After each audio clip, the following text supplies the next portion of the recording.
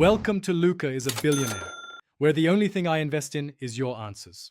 You open your laptop, sign into Google, and click your profile icon, then choose Manage your Google account. Once done, navigate to Security in the left column to access password settings. Make sure you have your current password or a second-factor device available because Google may ask to re-authenticate. This step prevents unauthorized changes and keeps recovery options intact. You're starting the process immediately to change the password securely and avoid interruptions. Once in Security, click Signing into Google, then select Password. Google will prompt you to verify identity for safety. Enter your current password or accept a two-step verification prompt on your phone so Google confirms it's you. Now type a new password that's unique.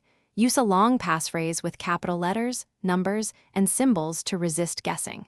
Make sure the new password meets length and complexity requirements, and avoid reusing old passwords to reduce compromise risk.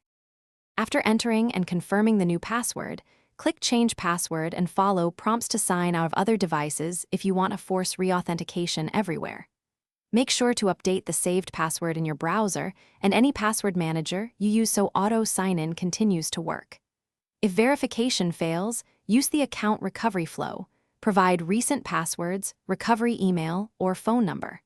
If recovery still fails, wait and try again with another verification method, or use Google's guided recovery questions. Thanks for watching and please subscribe. It's the best investment you'll ever make.